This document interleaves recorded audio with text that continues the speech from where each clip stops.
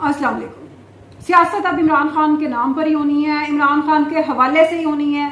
Media पर अगर discussion होनी है सियासत पे तो वो इमरान खान के इर्द गिर्द ही होनी है।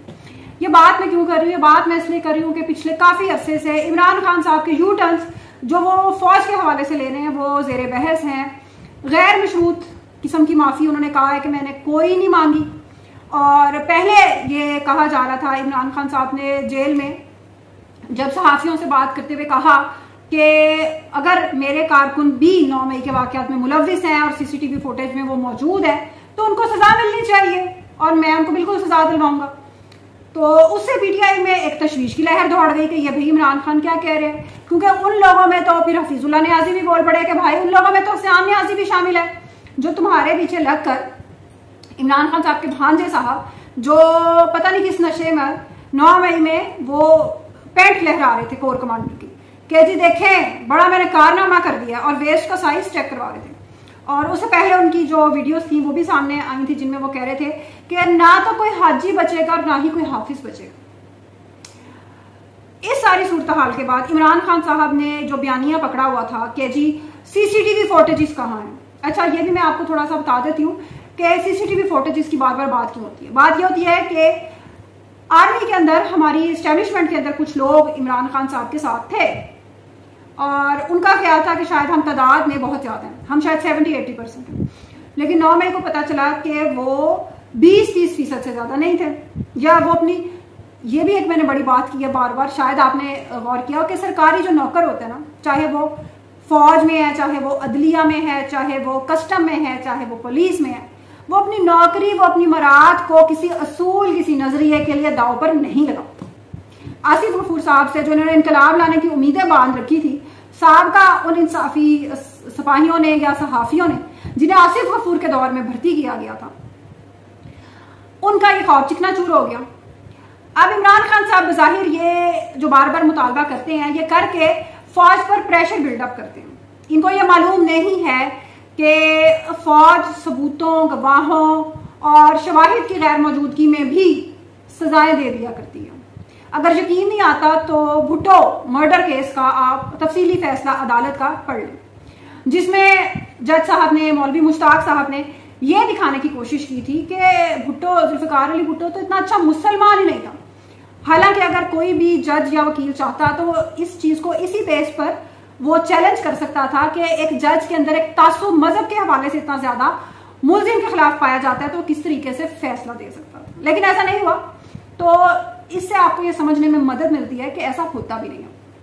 इमरान खान साहब की ये पॉलिसी देखकर अब हुआ क्या, अब जिन लोगों को, खासतौर पे सोशल मीडिया और स्टूडेंट फेडरेशन के लोगों को, ISF के लोगों को, जिनको कहा जा रहा था कि ग्राउंड पे तहरीक चलाएं, अब शहबाज अली खुद तो बाहर बैठा है, जुल्फी बुखारी खुद तो बाहर बैठा है, शहजाद अकबर खुद तो बाहर बैठा है, लेकिन एक वीलॉग कर देते हैं, बड़ा जुल्म हो रहा है, निकलो इंसाफ के लिए, निकलो हक के लिए, हमने बरतानिया रहना, हमने अमेरिका रहना, हमने ऑस्ट्रेलिया रहना, हमने नहीं आना, तुम लोग मरो। तो भाई कौन करता है? अब आप पता ये चला है कि इंसाफ स्टूडेंट फेडरेशन के ओहदेदार खुद ही गिरफ्तारियां दे रहे हैं, खुद ही गिरफ्तारियां दे रहे हैं सेटिंग के साथ, ताकि हमें आने वाले दौर में हमें मजीद अताब का निशाना न बनना। जब एक पार्टी का लीडर यही कह रहा है कि सजा दें लोगों को, और आप जानते हैं कि वो आपके लिए निकले थे, आपको गिरफ्तारी से बचाने के लिए निकले थे, और उसके बावजूद आपकी खुदगर्जी इस लेवल पर पहुंची हुई है।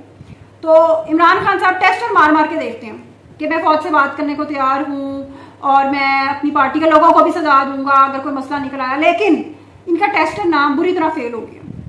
फौज की तरफ से दो टोक जवाब है कि ये सोशल मीडिया से हम नक्को नक हुए हैं। आर्मी चीफ ने कह दिया मैं तो बहुत तंग आया हूँ सोशल मीडिया से, और हमने इस तरह की किसी चीज में हमने नहीं आना, हमने नहीं ब्लैकमेल होना, और हमने इस प्रेशर को हमने बर्दाश्त करना है और हमने इसका मुकाबला करके दिखाना। ये और बात है कि थोड़ा सा मजहबी टच उनकी इस गुफ्तगू में जरा ज्यादा हो जाता है, जो उनके ओहदे पर मौजूद बंदे को जरा जेब नहीं देता। लेकिन बहरहाल पाकिस्तान है, यहाँ थोड़ा सा मजहबी टच हर जगह दिया जाता है, हर जगह दिया जाता है। शहबाज शरीफ साहब भी फिर मैदान में आए और उन्होंने कहा कि आर्मी चीफ की बातें हमारे लिए मशले राह हैं। मैं तो बहुत सीखता हूँ, मैं तो बहुत लर्न करता हूँ आर्मी चीफ से। तो जब इतना ज्यादा ताबेदार किस्म का बंदा मौजूद है गेट नंबर 4 के सामने, तो उनको इमरान खान की क्या जरूरत है? तो ये इस वक्त सूरत हाल चल रही है। अदलिया के साथ हाँ एस्टेब्लिशमेंट की लड़ाई चलेगी और दिन ब दिन इसमें पेचीदगियां आएंगी। लेकिन इससे अगर आप ये समझ रहे हैं कि कोई बांग्लादेश टाइप की तहरीक चलेगी और कोई ऐसे हालात पैदा हो जाएंगे तो बहुत मुश्किल है। पाकिस्तान ना एक बहुत मुख्तलिफ किस्म का मुआशरा है बांग्लादेश से। बांग्लादेश एक जुबान है, एक सोच है, एक आइडियोलॉजी है, एक नजरिया। पिछले कुछ अरसे में वहां कम से कम 25 से 30 साल में मजहब का बहुत टच आया।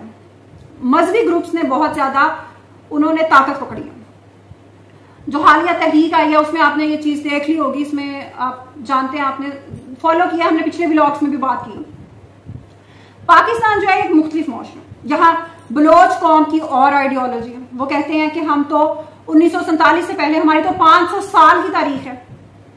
फिर कलात की रियासत की एक तारीख है, अमान की एक तारीख है, अमान से हमने गवादर को कैसे लिया था, सिंध की एक सदियों की तारीख है, पंजाब की अपनी जुबान है, पंजाब की तकसीम हुई, उनके अपने ट्रॉमाज और मसाइल हैं। पख्तूनख्वा वाले कहते हैं हमने आजाद पश्तूनिस्तान बनाना है अफगानिस्तान के साथ मिलकर।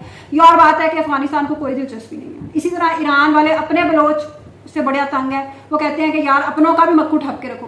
तो पाकिस्तान एक कसीर जुबानों पर मुश्तमिल, कसीर मतलब कई तरह के कल्चर्स पर ये मुश्तमिल एक वफाक है। इसमें कोई एक आइडियोलॉजी नहीं है, एक नजरिया नहीं है। पंजाबियों और बलोच की सोच में फर्क है, हजारा वालों की अपनी एक सोच है, कश्मीर, गिलगित बल्तिस्तान। तो आप इसको ऐसे नहीं डील कर सकते कि भाई इनकलाब आ गया। अब महरंग बलोच, डॉक्टर महरंग बलोच गवादर से उन्होंने शुरू किया, फिर तुरबत में अब वो एहतजाज पहुंच गया है। पंजाब में बैठे हुए कितने लोगों को उसमें कोई दिलचस्पी नहीं है ना। तो फर्क है, बहुत ज्यादा फर्क है। ये वो फर्क है जो हमारे सियासतदान अक्सर नजरअंदाज करते थे। बिलावल भुट्टो भी उन्हीं सियासतदानों में शामिल है और कहते हैं, उनका ख्याल है कि पार्लियामेंट मजबूत हो चुकी है। हालांकि मैं इससे इत्तेफाक नहीं करती। पार्लियामेंट में जो तो बड़ी सियासी जमातें हैं उनकी मौजूदगी में पार्लियामेंट ने कभी मजबूत नहीं होना। नून लीग और पीटीआई की मैं बात कर रही हूँ। तो फरमाते हैं कि जी अदलिया तो हमेशा से ही ऐसा किरदार अदा करती आई है। सुप्रीम कोर्ट अपना वैसे उनका जो तंज करने का अंदाज है वो बड़ा अच्छा है, कॉमेडी में बड़ा जबरदस्त उनका स्टाइल होता है। तो कहते हैं कि जी अदलिया हमारी, वो तो डैम भी बना सकती है, वो तो हर चीज मतलब दुनिया की उन्होंने हवाला दे दिया, हर काम हमारी अदलिया कर सकती है। बस एक जो काम उन्होंने करना होता है ना इंसाफ का, वो नहीं करते आइन के मुताबिक, और कहना शुरू कर देते हैं कि हम जमीर के मुताबिक फैसले करते हैं। जमीर के मुताबिक नहीं, आइन और कानून के मुताबिक जज ने फैसला करना होता है। ये बात भूल जाती है। तो लेकिन सियासतदानों की इस जो उनका एक पैटर्न चल रहा है उससे यह पता चलता है कि एस्टेब्लिशमेंट इस वक्त हुकूमती पार्टीज के ही साथ है और एस्टेब्लिशमेंट का पीटीआई से हाथ मिलाने का फिलहाल कोई मूड नहीं लग रहा। यही वजह है कि इमरान खान साहब से हालिया मुलाकात के बाद उनकी बहनों नौरीन नियाजी और बाकी अलीमा खानम तो आप जानते हैं उनका तो हमेशा से ये स्टाइल है, तो उनकी तरफ से फौज के ऊपर जो गोलाबारी है ना उसमें शिद्दत आ गई। क्या नतीजा निकलेगा शेयर करेंगे आपके साथ इंशाल्लाह। कमेंट सेक्शन में अपने फीडबैक से इमरान खान साहब के हवाले से जरूर आगाह कीजिएगा। अल्लाह हाफिज।